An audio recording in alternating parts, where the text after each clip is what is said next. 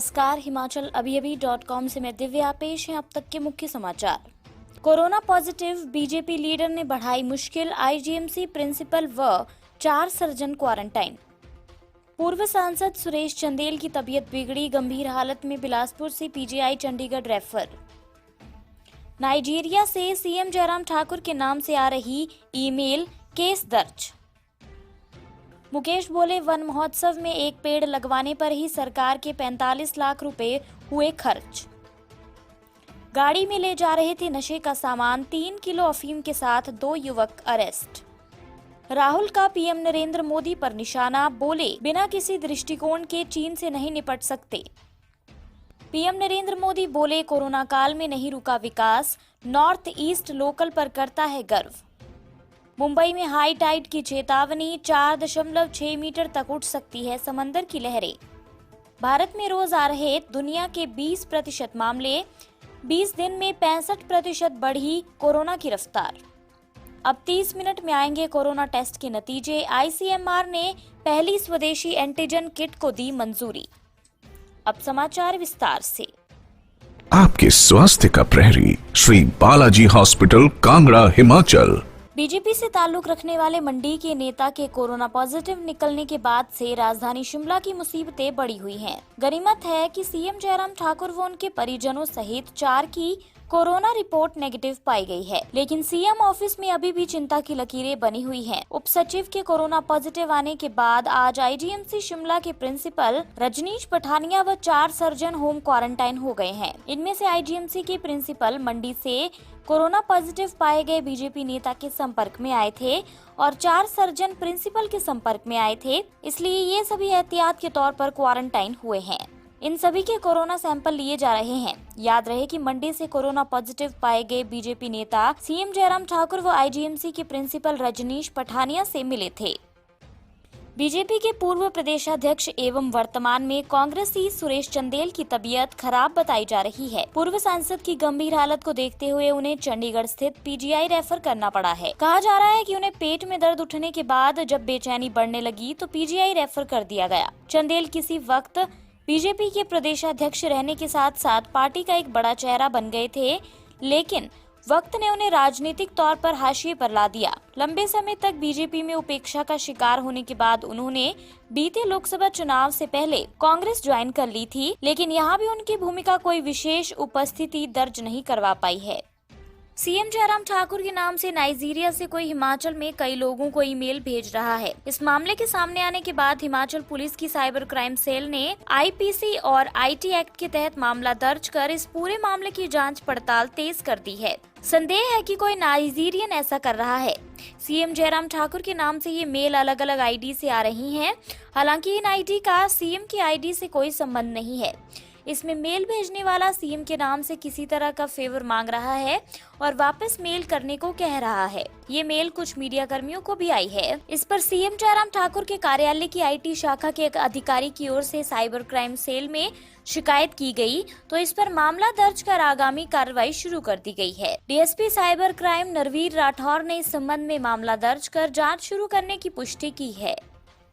नेता प्रतिपक्ष मुकेश अग्निहोत्री ने कहा कि सरकार ने वन महोत्सव मनाया और सीएम जयराम ठाकुर से मात्र एक पेड़ लगवाने पर ही 45 लाख रुपए खर्च कर दिए। मुकेश ने कहा कि विपक्ष बार बार विधानसभा सत्र बुलाने की मांग कर रहा है, लेकिन सरकार विपक्ष का सामना करने से डरते हुए विधानसभा सत्र नहीं बुला रही। पत्रकारों से बातचीत करते हुए मुकेश ने कहा कि सरकार ने बहुत निराश किया है। विपक्ष के साथ बीजेपी के 8 विधायकों ने भी हस्ताक्षर करके विधानसभा सत्र बुलाने की मांग उठाई थी, लेकिन सरकार विपक्ष को फेस नहीं कर सकती, इसलिए सत्र बुलाने से कतरा रही है। मुकेश ने कहा कि कोरोना फन फैलाता जा रहा है, लेकिन सरकार कोरोना पर नियंत्रण करने को लेकर विफल होती जा रही है।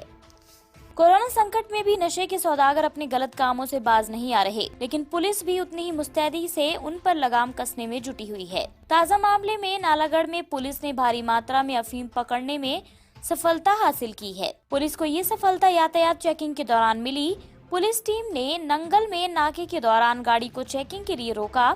गाड़ी में 2 लोग सवार थे। दोनों से नाम व पता पूछने पर उन्होंने अपना नाम दीपक राय निवासी बद्दी व गुरनाम सिंह निवासी नालागढ़ बताया। तलाशी के दौरान पुलिस को गाड़ी में 3.048 किलो अफीम बरामद हुई, जिस पर कार्रवाई करते हुए पुलिस ने मामला दर्ज कर लिया है। अन्य समाचार ब्रेक के बाद। Shri Balaji multi speciality hospital Kangra, जहां आपको एक ही छत के नीचे मिले बेहतरीन चिकित्सा सुविधाएं, cardiology, laparoscopic, general surgery, neuro surgery, orthopaedics, paediatric, radio diagnosis, urology, gastroenterology, ophthalmology, pathology, medicine, anaesthesia और डेंटल जैसी अत्याधुनिक और बेहतरीन चिकित्सा सुविधाएं, 24 घंटे इमरजेंसी सुविधा, 9 बेड के साथ critical care unit, cardiac monitor और डिफिब्रिलेटर्स, सेंट्रल ऑक्सीजन लाइन और वेंटिलेटर सुविधा। हिमाचल प्रदेश के सबसे बड़े निजी स्वास्थ्य सेवा प्रदाताओं में से एक Shri Balaji multi speciality hospital Kangra राष्ट्रीय स्वास्थ्य बीमा योजना के साथ सूचीबद्ध Shri Balaji multi speciality hospital Kangra BPL परिवारों के लिए अस्पताल में कैशलेस भर्ती होने के साथ ही ईसीएच की भी सुविधा। हमारा पता Shri Balaji multi speciality hospital, Balaji Vihar, Ujjain, Kangra.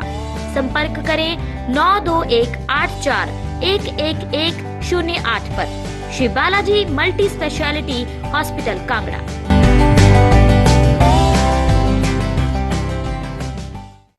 Congress के पूर्व अध्यक्ष और वायनाड से सांसद राहुल गांधी इन दिनों एक वीडियो सीरीज सत्य का सफर राहुल गांधी के साथ के जरिए देश की चुनौतियों को बता रहे हैं। इस सीरीज की तीसरी कड़ी आज जारी की गई, जिसमें राहुल गांधी ने पीएम नरेंद्र मोदी पर निशाना साधा। चीन से निपटने के बारे में बताते हुए राहुल गांधी ने कहा कि अगर आप उनसे निपटने के लिए मजबूत स्थिति में हैं, तभी आप काम कर पाएंगे, उनसे वो हासिल कर पाएंगे जो आपको चाहिए, और ये सचमुच में किया जा सकता है। लेकिन अगर चीन ने कमजोरी पकड़ ली तो फिर ये गड़बड़ है। राहुल गांधी ने कहा कि आप बिना किसी दृष्टिकोण के चीन से निपट नहीं सकते। मैं केवल राष्ट्रीय दृष्टिकोण की बात नहीं कर रहा हूँ, मेरा मतलब अंतर्राष्ट्रीय दृष्टिकोण से है।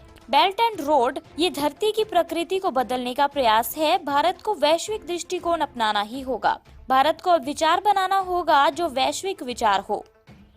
पीएम नरेंद्र मोदी ने गुरुवार को वीडियो कॉन्फ्रेंसिंग के जरिए मणिपुर के लिए जलापूर्ति परियोजना की आधारशिला रखी। परियोजना के तहत मणिपुर के 16 जिलों के 2,80,756 परिवारों के घर तक जल पहुंचाने का लक्ष्य है। पीएमओ के मुताबिक जल परियोजना इस तरह से तैयार की गई है जिससे ग्रेटर इम्फाल योजना क्षेत्र 25 कस्बों व 1,731 ग्रामीण बस्तियों के शेष बचे परिवारों को ताज़ा जल घरेलू नल कनेक्शन से मुहैया कराया जा सके। अपने संबोधन में मोदी ने कहा कि पिछले वर्ष जब देश में जल जीवन मिशन की शुरुआत हो रही थी, तभी मैंने कहा था कि हमें पहले की सरकारों के मुकाबले कई गुना तेजी से काम करना है। जब 15 करोड़ से ज्यादा घरों में पाइप से पानी पहुंचाना हो तो एक पल के लिए भी रुकने के बारे में सोचा नहीं जा सकता।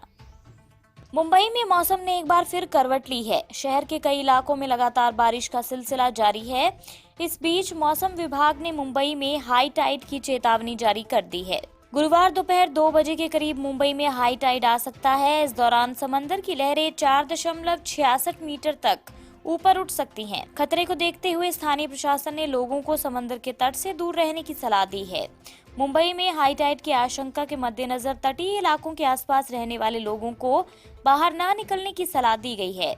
साथ ही आपदा प्रबंधन और स्थानीय पुलिस की टीम पूरे इलाके पर नजर बनाए हुए है। बता दें कि मुंबई के कई इलाकों में बारिश का दौर जारी है।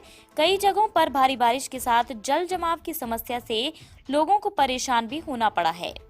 भारत में पिछले 20 दिन में कोरोना के दैनिक मामलों में 65% का इजाफा हुआ है। ये बढ़ोतरी अमेरिका से 2.5 गुना ज्यादा है। जून की शुरुआत में देश में हर दिन औसतन 9,115 मामले आ रहे थे। पिछले 50 दिन में हर दिन आने वाले मामलों में 300% से ज्यादा का उछाल दर्ज किया गया है। मई की शुरुआत में हर दिन 2,907 मामले आ रहे थे। तब से अब तक हर दिन आने वाले मामलों में 1,171% बढ़ोतरी दर्ज की गई है। इस समय दुनिया में रोज 2 लाख से ज्यादा मरीज मिल रहे हैं। इनमें से 20% मरीज भारत में मिल रहे हैं। अमेरिका और ब्राजील में हर रोज आने वाले मामले स्थिर हो चुके हैं, लेकिन भारत में इनकी संख्या लगातार बढ़ रही है। 15 मई तक देश में दुनिया के 3.8% मरीज मिल रहे थे। 1 जून तक ये हिस्सेदारी बढ़कर 7.3% हो गई। 15 जून तक दुनिया के 8.1% मरीज भारत में आने लगे। कोरोना संकट के बीच देशवासियों के लिए एक अच्छी खबर है। भारतीय चिकित्सा अनुसंधान परिषद ने दूसरे रैपिड एंटीजन किट को कोरोना वायरस के टेस्ट के लिए मंजूरी दे दी है। इस किट को माईलैब डिस्कवरी सॉल्यूशंस द्वारा तैयार किया गया है और ये भारत में बनी पहली टेस्ट किट है जिसे मंजूरी दी गई है। इस टेस्ट किट का नाम पैथोकैच कोविड-19 एंटीजन रैपिड टेस्टिंग किट है, जिसे पूरी तरह से भारत में तैयार और निर्मित किया गया है। ये तत्काल प्रभाव से ऑर्डर के लिए उपलब्ध होगी और इसकी कीमत 450 रुपए के करीब होगी। माईलैब डिस्कवरी सॉल्यूशन के प्रबंध संचालक हसमुख रावल ने कहा कि माईलैब की टीम इस महामारी से लड़ने के लिए हर संभव प्रयास कर रही है। इसी के साथ ये बुलेटिन यहीं समाप्त होता है। अगला रेडियो बुलेटिन सुनिए शाम 7:30 बजे। तब तक के लिए नमस्कार। आपके स्वास्थ्य का प्रहरी श्री बालाजी हॉस्पिटल, कांगड़ा, हिमाचल।